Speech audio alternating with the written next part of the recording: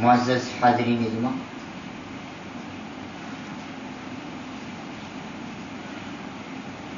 اور اسلامی ماں اور بہنوں، تمام قسم کی تعریف، کبریائی و بڑائی، پاکی و بزرگی اس رب کائنات کے لیے ہیں جو ساری دنیا کا خالق و مالک و مدبر ہیں۔ اسی رب کریم نے اس دنیا کے اندر انسان کو بسایا،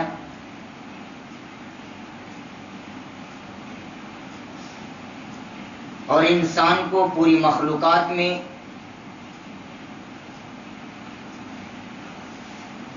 سب سے اشرف بتایا۔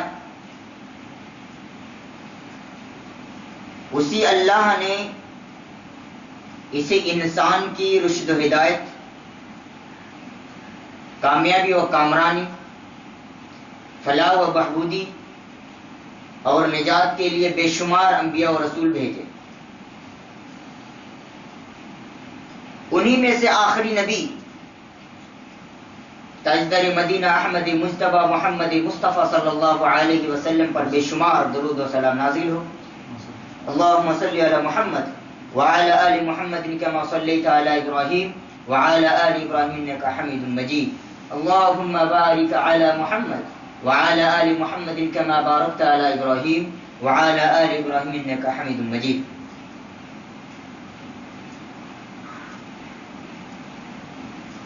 معزز، آج کے درس کا موضوع ہے ایمان اور تقوی میں کمی کے اسباب و علاج۔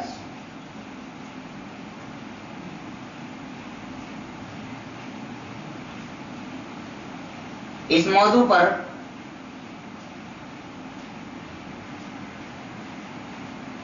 آج تو صرف میں بات کروں گا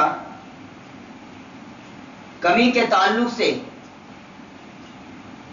کہ ہمارے ایمان اور تقوی میں کمی کے اسباب کیا ہیں، لیکن اس موضوع کو دو حصوں میں نے منقسم کی ہے۔ اگلا جو خطبہ رہے گا صرف اور صرف توحید کے تعلق سے، لیکن آج بھی کچھ باتیں ایمان کے تعلق سے بتانا ضروری ہیں۔ میں مناسب سمجھتا ہوں کہ ایمان کے تعلق سے کچھ باتیں بطور نشاندہی بتا دی جائے۔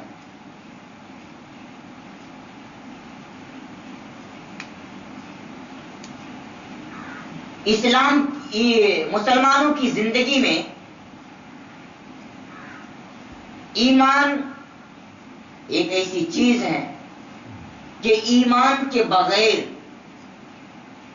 انسان کا کوئی بھی عمل اللہ تبارک و تعالیٰ کو قابل قبول نہیں۔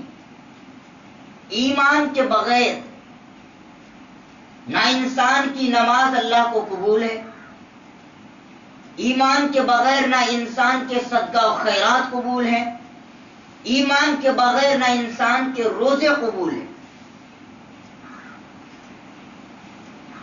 تو سب سے پہلے انسان کا عقیدہ جب تک کہ درست نہ ہو، دوسرے لفظوں میں یوں سمجھے کہ اگر اللہ تبارک و تعالیٰ کی یہاں پہ آپ کے سارے اعمال قابل قبول ہو، آپ اگر چاہتے ہیں تو آپ اپنے ایمان کو درست کر لیں۔ اللہ کی معرفت، اللہ کا مقام و مرتبہ اور اللہ رب العالمین کا جاہ و جلال کے بارے میں نالج رکھنا، اللہ تبارک و تعالیٰ کی ربوبیت کے تعلق سے، الوہیت کے تعلق سے، اسماء و صفات کے تعلق سے مکمل طور پر نالج رکھنا ضروری ہے۔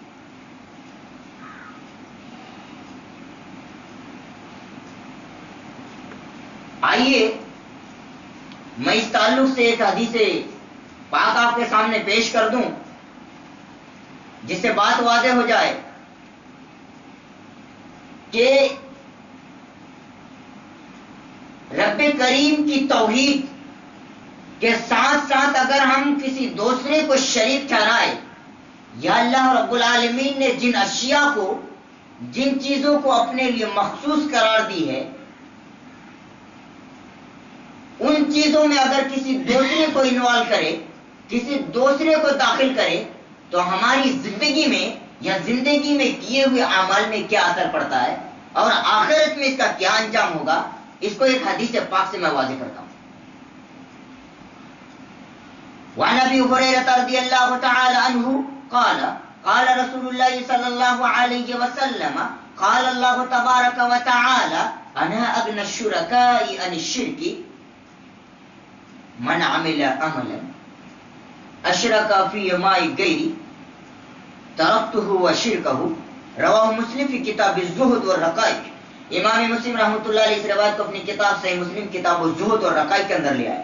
راوی حدیث حضرت ابو ہریرہ رضی اللہ تعالیٰ عنہ ہیں، وہ بیان فرماتے ہیں کہ نبی کریم صلی اللہ علیہ وسلم نے بیان فرمایا، اللہ تبارک و تعالیٰ بیان فرماتا ہے،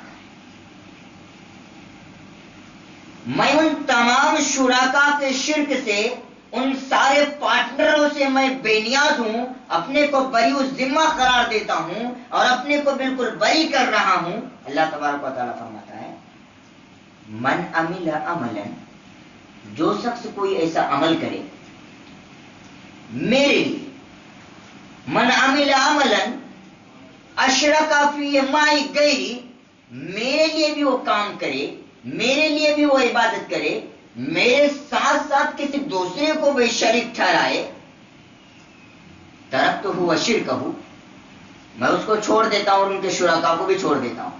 مراد کیا ہے؟ جن کو اپنا ملجا و منبع یا تو پھر پناہ گاہ سمجھتا ہے، یا اپنے ساری ضروریات کو پورا کرنے والا سمجھتا ہے، یا تو پھر وہ یہ سمجھتا ہے کہ ہماری پکار کو یہ بھی سنتا ہے۔ اگر کوئی انسان یہ عقیدہ رکھے اور یہ سوچے، یہ تصور کرے کہ کسی انسان کے ذہن میں یہ تصور ہو، یہ خیال ہو، تو اللہ تبارک و تعالیٰ فرماتا ہے ایسے لوگوں کو میں چھوڑ دیتا ہوں، وَلَمْ أَقْبَلُهُ، اور اس کے عمل کو میں قبول نہیں کرتا۔ تو ثابت یہ ہوا کہ اگر کوئی انسان یہ چاہتا ہے کہ ہمارے سارے اعمال اللہ تبارک و تعالیٰ کو قبول ہو، تو سب سے پہلے ہم اپنے ایمان کی درستگی کر لیں، اپنے ایمان کو صحیح کر لے، اپنے عقیدے کو درست کر لے، تبھی جا کے ہمارا یہ اعمال اللہ تبارک و تعالیٰ کے یہاں پہ قابل قبول ہوگا۔ دوسرے لفظوں میں یوں سمجھے کہ اگر کوئی یہ کہے تو وہ غلط نہ ہوگا کہ سب سے بڑی نیکی جو ہے وہ توحید ہے، سب سے بڑی نیکی توحید ہے، سب سے بڑی نیکی یہ ہے کہ انسان کہے لا الہ الا اللہ، اور سب سے چھوٹی نیکی جو ہے اماطۃ الاذی عن الطریق، راستے سے کسی تکلیف دہ چیز کو ہٹا دینا ہے۔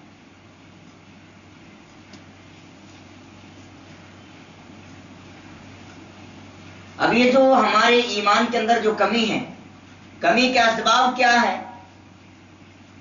ان اسباب میں سے سب سے پہلا سبب جو ہے وہ ہے لا علمی۔ لا علمی کی بنیاد پر انسان کے اندر تقوی نہیں آتا، یا انسان کے ایمان کے اندر کمی آتی ہے۔ لا علمی کی بنیاد پر، نالج نہ ہونے کی بنیاد پر ایسی ایسی چیزوں کی وہ تکذیب کر جاتا ہے جس کے بارے میں ان کو کچھ بھی معلومات نہیں ہے، چاہے کتنی حسین و جمیل اور کتنی بہترین صورت میں ان کے سامنے باتیں پیش کی جائے، لیکن نالج حاصل نہ کرنے کی وجہ سے وہ انسان ان ساری چیزوں کی تکذیب کر جاتا ہے۔ جیسے اللہ تبارک و تعالیٰ نے قرآن کریم کے اندر واضح فرمایا، بل کذبوا بما لم یحیطوا بعلمہ، بلکہ ایسی ایسی چیزوں کی وہ تکذیب کر دیتا ہے، ایسی ایسی چیزوں کو جھٹلا دیتا ہے جس کو اپنے علم کے احاطے میں لایا ہی نہیں۔ وَلَمْ يُحِيطُ بِعِلْمِهِ، اپنے علم کے احاطے میں لایا ہی نہیں۔ یا تو پھر یوں سمجھیے پچھلی زندگی کو دیکھتے ہوئے ان ساری چیزوں کو ٹھکرا دیتا ہے. وہ کیسے؟ کذالک کذب الذین من قبلہ، وہ ان ساری چیزوں کو جھٹلا دیتا پہلے لوگوں کو دیکھتے ہوئے کہ ہمارے جو پہلے گزرے، پہلے کے لوگ جو گزرے وہ تو غلط نہیں بتا سکتے نا، یا تو پھر وہ تو غلط نہیں کر سکتے نا. اللہ نے حالانکہ ان کو بھی 2 آنکھیں دی ہے، عقل دی ہے، سمجھ دی ہے، ساری چیزوں سے اللہ تبارک و تعالیٰ نے نوازا ہے کہ حق اور باطل، جائز اور ناجائز، حلال و حرام کی تمیز وہ آرام سے کر سکتا ہے. لیکن پچھلے والوں کا ریفرنس دے کے وہ یہ کہہ جاتا ہے یا جھٹلا دیتا ہے جن چیزوں کے بارے میں اس سے علم ہوتا ہی نہیں. تو اللہ تبارک و تعالیٰ پھر فرماتا ہے فانظر کیف کان عاقبۃ الظالمین، اگر تمہاری بات ایسی ہی ہے تو ذرا غور تو کرو.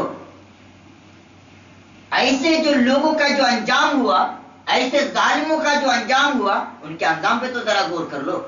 ان کے ساتھ انجام کیا ہوگا؟ دیکھیے آپ کے سامنے مثالیں بھری پڑی ہے. قوم ثمود، قوم عاد، قوم فرعون، قوم لوط، اس قسم کے ایگزامپلس ہمارے سامنے بھرے پڑے.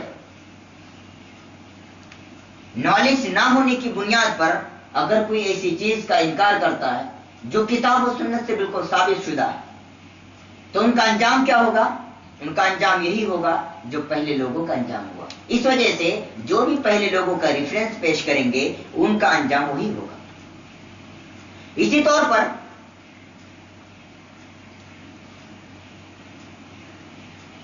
کبر و غرور، دوسرا جو سبب ہے کبر و غرور. فخر کی بنیاد پر، گھمنڈ کی بنیاد پر انسان حق کو تسلیم نہ کرے، انسان حق کو تسلیم نہ کرے بلکہ وہ حق کو ٹھکرا دے. یتکبرون فی الارض بغیر الحق کے، ایسے لوگوں کو اللہ تبارک و تعالی نے جو اپنے کبر و غرور کے بنیاد پر حق کو ٹھکراتا ہے، تو ایسے لوگوں کو اللہ تبارک و تعالی اپنے احکام سے بالکل برگشتہ کر دیا ہے. وَإِن يَرَوْا كُلَّ آيَةٍ لَا يُؤْمِنُوا بِهَا، اگر ان کے سامنے ساری نشانیاں ایک ایک کر کے واضح کر دی جائے پھر بھی ان چیزوں کو تسلیم نہیں کریں گے. وَإِن يَرَوْا كُلَّ آيَةٍ لَا يُؤْمِنُوا بِهَا وَإِن يَرَوْا سَبِيلَ الرُّشْدِ لَا يَتَّخِذُوا سَبِيلًا وَإِن يَرَوْا سَبِيلَ الْغَيِّ يَتَّخِذُوا سَبِيلًا، اگر وہ دیکھتا اپنی آنکھوں سے، اپنی نظروں سے کہ یہ سیدھی راہ ہے تو وہ اس کو اپنا نہیں اپناتا ہے. اور اگر وہ یہ سمجھتا ہے، یہ دیکھتا ہے کہ گمراہی کی راہ ہے، یہ گمراہی کا راستہ ہے، تو اس کو مان لیتا ہے، تسلیم کر لیتا بلا کسی چوچارا، بغیر کسی تحقیق کے، بغیر کسی تفتیش کے وہ اس راستے کو مان لیتا ہے اور اس راستے کے مطابق وہ چلنا شروع کر دیتا ہے. ایسا کیوں؟ اس وجہ سے کہ انہوں نے اللہ تبارک و تعالی کی ساری آیتوں کو ذالک بانہم کذبوا بآیاتنا، اللہ نے فرمایا یہ اس بنیاد پر کہ انہوں نے ہماری آیتوں کی تکذیب کی ہے، آیتوں کی تکذیب کی ہے، اس وجہ سے ان ساری چیزوں کو ماننے کو تیار نہیں. اور کبر و غرور ایک ایسی چیز ہے کہ کبر و غرور کے بنیاد پر ہی انسان جہنم میں جائے گا. آئیے ذرا ایک حدیث پاک میں آپ کے سامنے پیش کر دوں. وعن عبد اللہ رضی اللہ تعالی عنہ قال قال رسول اللہ صلی اللہ علیہ وسلم لا يدخل النار من كان مثقال ذرة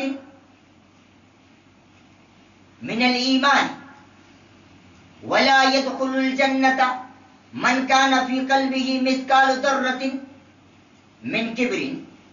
فقال الرجل يا رسول الله إن الرجل لا يحب أن يكون ثوبه حسنا ونعله حسنا.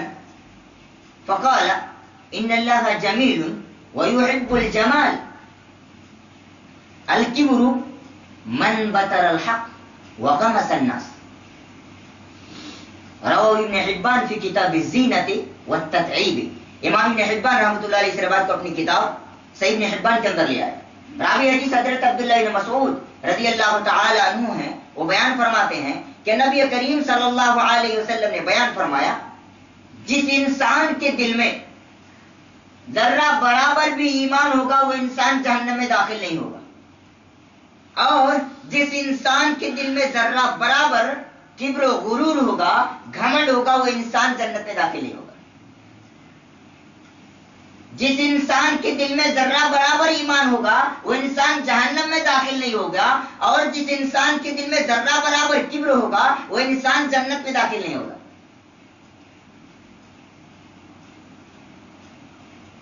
تو ایک آدمی اللہ کے نبی صلی اللہ علیہ وسلم سے سوال کر رہے ہیں، اللہ کے نبی صلی اللہ علیہ وسلم ذرا آپ ہماری رہنمائی کریں اس مسئلے میں کہ ایک آدمی ہے جو اچھا کپڑا پہننے کو پسند کرتا ہے اور اچھے شوز پہننے کو پسند کرتا ہے، یہ بھی کبر میں شامل ہے؟ تو اللہ کے نبی صلی اللہ علیہ وسلم فرمائے ان اللہ جمیل، اللہ تبارک و تعالی جمیل ہے، خوبصورت ہے، اور اللہ تبارک و تعالی خوبصورتی کو ہی پسند کرتا ہے۔ اور سنو، کبر یہ نہیں ہے، بلکہ کبر یہ ہے الکبر من بطر الحق، جو حق کو ٹھکرا دے اور لوگ کو حقارت کی نظر سے یا حقیر سمجھے، لوگوں کو کچھ سمجھے ہی نہیں، میں ہوں تو میں ہوں، میں کسی کی مانتا نہیں، میں جو چاہوں گا وہ مانوں گا، قرآن کیا کہتا ہے، حدیث کیا کہتی ہے، ان چیزوں سے ہمیں کوئی واسطہ نہیں ہے، اور لوگ کیسا ہے نہیں ہے، سب سے بڑا میں ہوں تو میں ہوں۔ انسان اگر ایسا بولے تو گویا کہ یہ کبر کے اندر شامل ہے۔ اگر کوئی انسان حق کو ٹھکرا دے اور لوگوں کو حقارت کی نظر سے دیکھے تو گویا کہ یہ کبر میں شامل ہے، اور ایسے لوگوں کے لیے وعید ہے کہ ایسے لوگ جہنم میں داخل ہوں۔ اللہ تبارک و تعالیٰ کبر و غرور سے ہمیں بچائے۔ یا اسی طور پر ہمارے ایمان اور تقوی کے اندر جو کمی کے اسباب ذکر کیے جاتے ان میں سے ایک یہ ہے کہ نافرمانی کرنا، اللہ اور اس کے رسول کی نافرمانی کرنا۔ اللہ اور اس کے رسول کی جو نافرمانی کرے گا وہ انسان کا ٹھکانہ بھی جہنم ہوگا۔ اللہ تبارک و تعالی نے بیان فرمایا وَمَن يَعْصِ اللَّهَ وَرَسُولَهُ، اور جو انسان بھی اللہ اور اس کے رسول کی نافرمانی کرے، وَيَتَعَدَّ حُدُودَهُ، اور اللہ نے جو حدود قائم کی ہے اس حدود سے وہ تجاوز کر جائے، حدود سے آگے بڑھ جائے، يُدْخِلُهُ نَارًا، اللہ تبارک و تعالیٰ اسی جہنم کی آگ میں سے داخل کرے گا، خالدن فیہا، جس میں وہ ہمیشہ ہمیشہ رہیں گے، وَلَهُ عَذَابٌ مُّهِینٌ، اور ایسے لوگوں کے لیے دردناک اور رسوا کن عذاب ہے۔ اسی طور پر نافرمانی کو دوسرے لفظوں میں یوں سمجھ سکتے ہیں کہ اگر کسی کے سامنے بالکل واضح انداز میں قرآن و حدیث کے حوالے سے، کتاب و سنت کے حوالے سے نبی کریم صلی اللہ علیہ وسلم کے فرامین کو کھول کھول کر بیان کر دی جائے لیکن ان چیزوں کو تسلیم نہ کرے تو ان کا بھی ٹھکانہ کیا ہوگا؟ آئیے ذرا اس کو بھی سن لیں۔ وَمَن يُشَاقِقِ الرَّسُولَ مِن بَعْدِ مَا تَبَيَّنَ لَهُ الْهُدَى وَيَتَّبِعْ غَيْرَ سَبِيلِ الْمُؤْمِنِينَ نُوَلِّهِ مَا تَوَلَّى وَنُصْلِهِ جَهَنَّمَ وَسَاءَتْ مَصِيرًا۔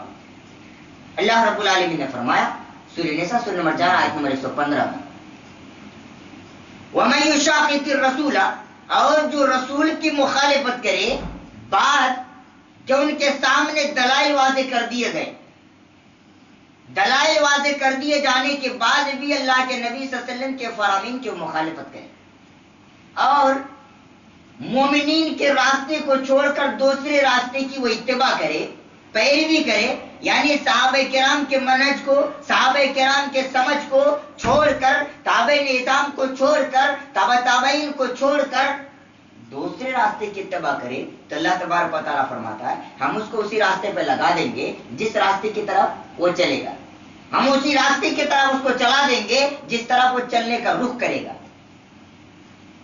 وَنُصْلِهِ جَهَنَّمَ، آخر میں اس کا انجام یہ ہوگا کہ ہم اس کو جہنم تک پہنچا دیں گے۔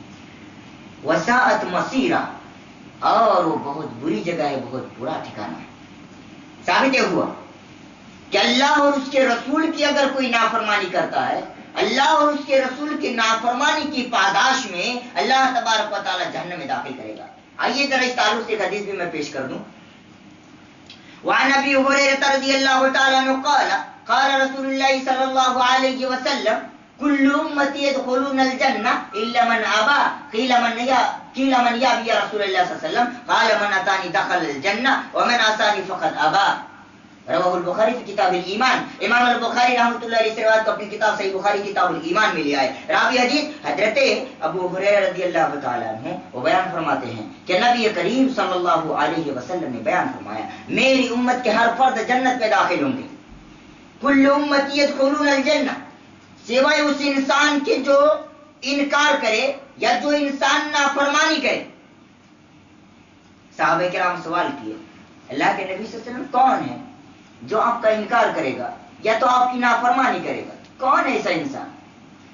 تو آپ فرمائے من اتانی دخل الجنہ، جس نے میری اطاعت کی، جس نے میری اطاعت کی، دخل الجنہ، وہ انسان جنت میں داخل ہوا۔ مراد کیا ہے؟ اگر ان کے سامنے ہماری کوئی بھی حدیث، کوئی بھی فرمان ان کے سامنے پیش کی جائے، صحیح طور پر یا صحیح سند سے وہ چیزیں پیش کی جائے، ان کے سامنے رکھی جائے، وہ کہہ دے آمنا وصدقنا، ہم نے ان چیزوں کو تسلیم بھی کیا اور ان کو مان بھی لیا اور ان چیزوں کی ہم نے تصدیق بھی کر دی۔ اور مومنین کی پہچان تو یہ ہے کہ جب ان کے سامنے کتاب و سنت کے حوالے سے کوئی بات بتائی جائے تو وہ کہے سمعنا واطعنا، ہم نے سن بھی لیا اور اس کو مان بھی لیا، کر کے وہ بتا بھی دے کہ اللہ کے نبی صلی اللہ علیہ وسلم کا یہ فرمان ہے، اس وجہ سے ہم ان چیزوں کو کر رہے ہیں۔ آپ فرما رہے من اتانی دخل الجنہ، اس کیفیت میں، اس کنڈیشنز میں لوگ اگر آرا کی بات کریں، رائے کی بات کریں یا کسی دوسرے کی بات کریں، نبی کریم صلی اللہ علیہ وسلم کی بات ان تک پہنچی ہی نہیں، لیکن اگر نبی کریم صلی اللہ علیہ وسلم کی بات ان تک پہنچی ہے، کسی بھی انسان کو بتایا جائے چاہے ہمیں ہی کیوں نہ ہو، اگر بتایا جائے ہمارے سامنے میں کوئی ایک ایسی حدیث پیش کریں جو اللہ تبارک و تعالیٰ کے نبی صلی اللہ علیہ وسلم سے صحیح طور سے ثابت ہے، تو ان حدیث کو ہم تسلیم کریں۔ ایمان کا تقاضا یہی ہے۔ تو اللہ کے نبی صلی اللہ علیہ وسلم نے فرمایا من اتانی دخل الجنہ، اس کنڈیشنز میں جو میری اطاعت کرے وہ انسان جنت میں داخل ہوا۔ ومن عصانی، اور نافرمان کون ہے، میرے انکار کرنے والے کون ہیں، جو اس کنڈیشنز میں ان کے سامنے دلائل و برائن رکھ دیے جائے، سلطان مبین رکھ دیے جائے، حجت قائم کر دی جائے، ان کے بعد ان چیزوں کو تسلیم نہ کرے، تو وہی انسان نافرمان ہے، وہی انسان میرا انکار کرنے والا ہے اور وہ انسان جہنمی۔ اور اسی طور پر انسان اگر دنیاوی زندگی کو ترجیح دے، دنیاوی زندگی کو ترجیح دے، یا تو دوسرے لفظوں میں یوں سمجھے انسان کی طبیعت جو چاہے وہی کرے، انسان کی خواہشات جن چیزوں پہ ابھارے وہ انسان وہی کرے، یہ بھی انسان کے ایمان کی کمی کے اسباب میں سے ایک سبب ہے اور بہت اہم سبب ہے۔ اللہ رب العالمین نے فرمایا سورہ فرقان میں ارأیت من اتخذ الہہ ہواہ افانت تکون علیہ وکیلا۔ اللہ رب العالمین نے فرمایا کہ آپ نے ایسے لوگوں کو دیکھا نہیں، ارأیت من اتخذ الہہ ہواہ، جس نے اپنی خواہشات کی پیروی کی، یعنی ان کی طبیعت جو چاہتی ہے وہ انسان کر جاتا ہے، جو طبیعت جس چیز پر ابھاری وہ انسان وہ کہہ جائے یا کر جائے، وہ غلط ہے یا صحیح اس میں ہمیں دیکھنا نہیں ہے۔ ارأیت من اتخذ الہہ ہواہ، تو اللہ رب العالمین نبی کریم صلی اللہ علیہ وسلم سے فرمائے کیا آپ ایسے لوگوں کا ذمہ دار بنیں گے یا ایسے لوگوں کا ذمہ دار بن سکتے ہیں؟ تو دراصل یہ خواہشات کی پیروی کرنا یہ بھی شرک کی طرف ابھارا گیا اور شرک کی طرف اشارہ کیا گیا ہے۔ ارأیت من اتخذ الہہ ہواہ، اس انسان کو آپ نے دیکھا نہیں جو انسان اپنی خواہشات کی پیروی کرتا ہے، خواہشات کی اتباع کرتا ہے، جو طبیعت چاہے وہی انسان کرے، غلط ہے یا صحیح ان چیزوں میں ہمیں جانا نہیں ہے. یا اسی طور پر یوں سمجھے ایمان اور تقوی کے اندر کمی کے اسباب میں سے یہ بھی ہے کہ انسان کے پاس اگر امانت رکھی جائے تو امانت میں خیانت کر دے, یا تو پھر نماز کی طرف اگر بلائی جائے تو نماز کے بارے میں سستی اور کاہلی برتے, یا تو پھر انسان جب بات کرے تو اپنی زبان سے جھوٹی بات نکالے. تو یہ بھی ایمان کے کمی کے اسباب میں سے ایک اہم سبب ہے. وہ کیسے؟ ذرا ایک حدیث سے وہ بھی میں واضح کر دوں.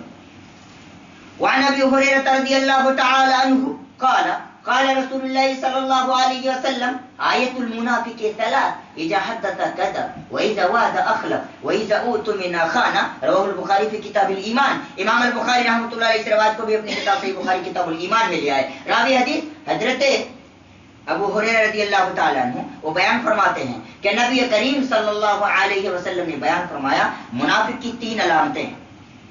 منافق کی 3 علامتیں ہیں, منافق کی 3 نشانیاں بیان کی جاتی ہیں. آیت المنافق ثلاث اذا حدث کذب, جب وہ بات کرے گا تو جھوٹ بولے گا, جھوٹ بولے گا. اور جب ان کے پاس کوئی امانت رکھی جائے تو امانت میں خیانت کر دے, اور جب وعدہ کرے تو وعدہ کی خلاف ورزی کر دے. تو یہ 3 چیز اس انسان کے اندر پائی جائے تو انسان اپنے ایمان کی خیر منائے, اس وجہ سے کہ یہ ایمان کے کمی کے اسباب میں سے, اور یہ چیز ایمان انسان کو ایسے دہانے پر لے جا کر کھڑا کرنے والی ہے کہ انسان اس کے ذریعے سے جہنم تک جا سکتا ہے. تو اس سے پہلے ہی ہمیں تنبیہ ہونا پڑے گا.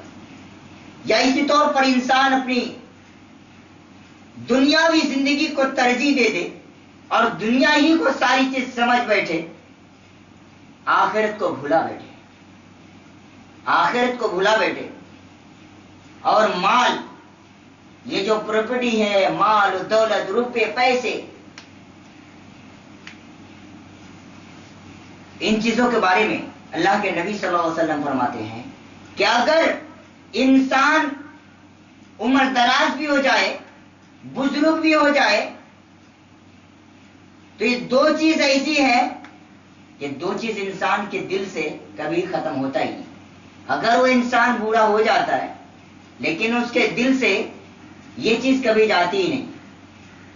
اللہ کے نبی صلی اللہ علیہ وسلم فرما رہے ہیں اخبرنی سید ابن المسیب ان ابا ہریرہ رضی اللہ تعالی عنہ قال سمعت رسول اللہ صلی اللہ علیہ وسلم یقول لا يزال قلب الكبير شابا في 2 حب الدنيا وطول الامل. رواه البخاری فی کتاب الرقاق. امام البخاری رحمۃ اللہ علیہ اس روایت کو اپنی کتاب صحیح بخاری کتاب الرقاق میں لیا ہے. حضرت سعید بن المسیب رحمہ اللہ وہ بیان کرتے ہیں کہ نبی کریم صلی اللہ علیہ وسلم کے تعلق سے حضرت ابو ہریرہ رضی اللہ تعالیٰ عنہ فرماتے ہیں میں نبی کریم صلی اللہ علیہ وسلم کو بیان فرماتے سنا. آپ فرما رہے تھے کہ 2 چیزیں ایسی ہیں, 2 چیزیں ایسی ہیں کہ برابر طور پر, مستقل طور پر انسان کبھی بوڑھا ہوتا ہی نہیں. لا یزال قلب الکبیر شابا فی 2 2 چیز میں ہمیشہ جوان ہی رہتا ہے. وہ 2 چیز کیا ہے؟ حب الدنیا, دنیا کی محبت, دنیا کی محبت اور لمبی عمر. لمبی عمر چاہیے, یہ 2 چیز سے انسان کبھی بوڑھا ہوتا ہی نہیں, اور 2 چیز کے اعتبار سے ہمیشہ انسان چاہتا ہے کہ میں جوان ہوں. اور اگر انسان ایسا کرتا ہے تو ان کا انجام کیا ہوگا, اور اللہ کے نبی صلی اللہ علیہ وسلم کی تعلیمات کیا ہیں, ذرا اس کو بھی دیکھ لیتے. وعن ابی موسیٰ الاشعری رضی اللہ تعالی عنہ قال قال رسول اللہ صلی اللہ علیہ وسلم من احب الدنیا اضر بالآخرۃ ومن احب الآخرۃ اضر الدنیا الا فاضره بالباقی للفانی بالفانی للباقی रवाहुल बज़्ज़ार फी मुस्नदिही, इमाम बज़्ज़ार रहमतुल्लाह अलैहि इस रिवायत को अपनी किताब मुस्नद के अंदर ले आए। हजरत अबू मूसा अल-अशअरी रज़ियल्लाहु ताला अन्हु रावी हदीस हैं, वो बयान फरमाते हैं कि नबी करीम सल्लल्लाहु अलैहि वसल्लम ने बयान फरमाया, जो इंसान दुनिया को पसंद करता है तो गोया कि उस इंसान के लिए नुकसानदेह है आखिरत, उस इंसान को आखिरत में नुकसान का सामना करना पड़ेगा। और जो इंसान आखिरत को तरजीह देता है तो दुनिया में तकलीफ का सामना करना पड़ेगा। नबी करीम सल्लल्लाहु अलैहि वसल्लम ने फरमाया, इस फानी जिंदगी को तकलीफ देकर तुम बाकी वाली जिंदगी को, हमेशा जिंदगी को तुम तरजीह दे दो, यानी आखिरत की जिंदगी को। और हर इंसान को ये बात मालूम है कि आखिरत की जिंदगी ऐसी है जो हमेशा हमेशा बाकी रहने वाली जिंदगी है। अल्लाह तबारक व तआला ने फरमाया, वल आखिरतु खैरु व अबका, आखिरत बेहतरीन जिंदगी है और हमेशा हमेशा बाकी रहने वाली जिंदगी। ये माल की वजह से अगर हम हलाल और हराम की तमीज ना करें, अगर किसी इंसान के पास माल आ भी जाए तो क्या ऐसे उनको छोड़ दिया जाएगा? नहीं, कतई नहीं, बल्कि उनसे सवाल होगा, उनसे पूछा जाएगा। क्या पूछा जाएगा? बल्कि 5 चीजों के बारे में बाकायदा एक के बाद एक सवालात होंगे, और 5 सवालात का जवाब जब तक उनके तरफ से ना आ जाए तब तक अल्लाह तबारक व तआला की वहां से बारगाह से, अल्लाह के हुजूर से वो अपना कदम हटा ही नहीं सकता। जैसे कि एक हदीस है, वान अब्दुल्लाह रज़ियल्लाहु तआला अन्हु अन नबी सल्लल्लाहु अलैहि वसल्लम क़ाल, ला तज़ूलु क़दम इब्न आदम यौमल क़यामति मिन इंद रब्बिही हत्ता युसअल अन खम्स, अन उम्रिही फीमा अफ़नाहु व अन शबाबिही फीमा अबलाहु व मालिही मिन ऐन इक्तसबहु व फीमा अनफ़क़हु व माज़ा अमिला फीमा अलिमा, रवाहु तिर्मिज़ी फी अबवाब सिफ़तिल क़यामति वन्ना। हजरत अब्दुल्लाह इब्न मसूद रज़ियल्लाहु ताला अन्हु रावी हदीस हैं, वो बयान फरमाते हैं कि नबी करीम सल्लल्लाहु अलैहि वसल्लम ने बयान फरमाया कि इब्ने आदम कयामत के दिन, यानी कोई भी इंसान कयामत के दिन अल्लाह तबारक व तआला के बारगाह से उस वक्त तक अपना कदम हटा ही नहीं सकता जब तक वो 5 सवालों का जवाब ना दे दे। जब तक वो 5 सवालों का जवाब ना दे दे तब तक अल्लाह तबारक व तआला के यहां से अपना कदम हटा ही नहीं सकता। और 5 सवालात क्या होंगे? नंबर 1, अन उम्रिही, उम्र के बारे में पूछा जाएगा कि 30 साल या 40 साल, 60 साल, 70 साल जिंदगी आपको दी गई थी, उस जिंदगी के बारे में सवाल होगा, उस जिंदगी को कहां बिताया आपने। वन शबाबिही, जवानी के बारे में पूछा जाएगा, आपको जवानी अता किया गया था, उस जवानी को कहां बिताया आपने। इसी तौर पर माल के बारे में पूछा जाएगा कि माल कहां से आप कमाए और कहां पे खर्च किए। और इसी तौर पर पूछा जाएगा आपको जितना नॉलेज था उस नॉलेज के मुताबिक आपने कितना अमल किया। इन चीजों के बारे में पूछा जाएगा। इसी तौर पर इंसान ये भी गौर कर ले कि अगर ये चीज हमारे अंदर पाई जाती है तो गोया कि हमारे अंदर ईमान और हमारे अंदर तकवा नहीं आ सकता। और गोया कि एक के बाद दिगरे अगर इंसान की लालच इस तरह बढ़ती जाए तो गोया कि इंसान उस दहाने पर जाकर खड़ा हो जाएगा जिस दहाने से खड़े होकर जहन्नमी जहन्नम की तरफ बुलाएंगे, जहन्नम की तरफ निदा लगाएंगे। अल्लाह तबारक व तआला हम सब की हिफाजत फरमाए। या इसी तौर पर यूं समझे कि चाहे दुनिया के अंदर कितनी बेहतरीन सी बेहतरीन चीज हो, आखिरत के बिलमुकाबिल कुछ भी नहीं। आखिरत के बिलमुकाबिल ये सब कुछ नहीं। ये सारी के सारी चीजें बिल्कुल फानी है और फना होने वाली चीज है। बालफाज दिगर यूं समझे, जब इंसान को सारी बातें मालूम है कि ये माल, दौलत, रुपए, पैसे और कुंबे, कबीले, रिश्तेदार सारे के सारे रह जाएंगे दुनिया में, सारे के सारे रह जाएंगे, कोई भी आपके साथ जाएंगे नहीं। इनके बावजूद भी इंसान अगर थोड़ा ही गौर कर ले तो इंसान राह रास्त की तरफ आ जाएगा। तो ये चंद असबाब आपके सामने पेश किए गए। अल्लाह तबारक व तआला से दुआ है इल्लल आलमीन इन सारी असबाब को कमा हक को समझने की तौफीक अता फरमाए। वाह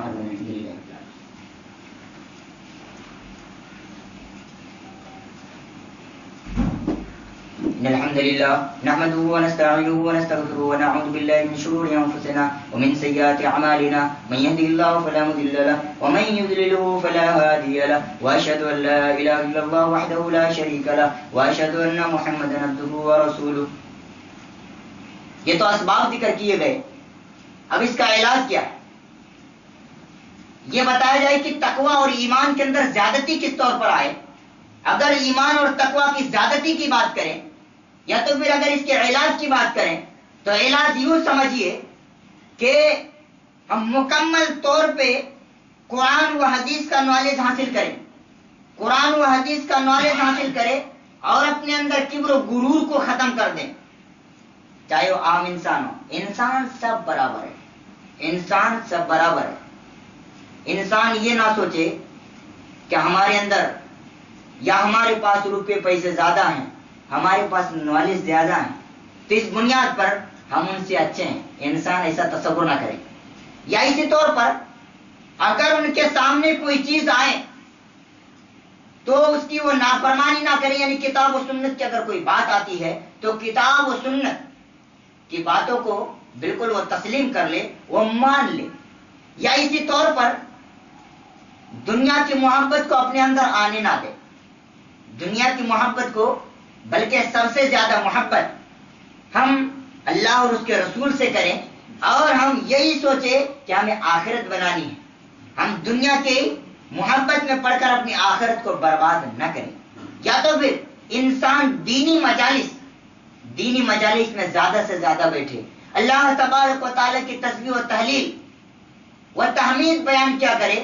جہاں پہ جائے اللہ تبارک و تعالیٰ کی تحمید، اللہ رب العالمین کی تحلیل، اللہ تبارک و تعالیٰ کی تکبیر کی ندا لگائے. یا اس طور پہ دعوت و تبلیغ کا کام کرے، یا اس طور پہ امر بالمعروف والنہی عن المنکر کا فریضہ انجام دے.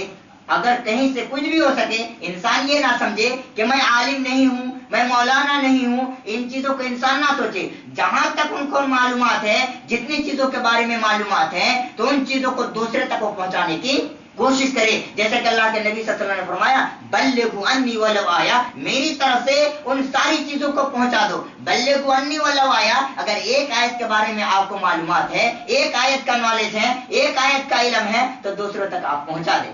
آپ یہ نہ سوچے کہ اس مقام پر جب تک کہ میں نہ پہنچوں دوسروں کو نہ بتائیں. بلکہ ایسا نہیں، بلکہ ایمان کے اندر ہمیں زیادتی اگر لانی ہے، تقوی کے اندر اگر زیادتی لانی ہے تو ہم کوشش اس بات کی کریں کہ ہم لوگوں کو امر بالمعروف النہی عن المنکر کا فریضہ انجام دے، یا تو پھر بھلائی کا حکم دے اور برے کاموں سے روکے. اس وجہ سے تقوی کا ہونا بہت ضروری ہے. تقوی ہی ایک ایسی چیز ہے، تقوی کی وجہ سے انسان اللہ تبارک و تعالیٰ کے یہاں پہ جنت حاصل کر سکتا.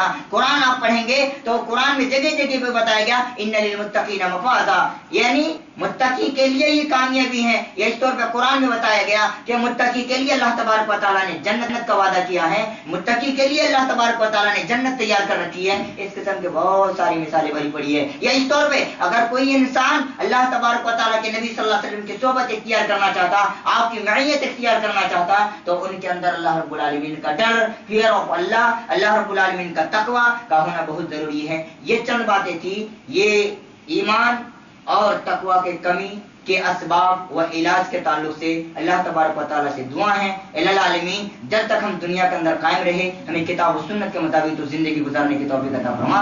العالمین جو بھی ہم سے بولنے میں اور چلنے میں پھرنے میں ہم سارے لوگ خطاکار ہیں، العالمین ہماری ان ساری غلطیوں کو معاف کرتے ہوئے یا ان ساری خطاؤں کو تو نیکیوں میں تبدیل کر دے.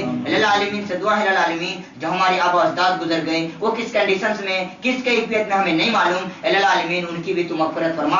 العالمین جب ہمارا خاتمہ ہو ایمان باللہ پر خاتمہ ہو. وآخر دعوانا الحمدللہ رب العالمین.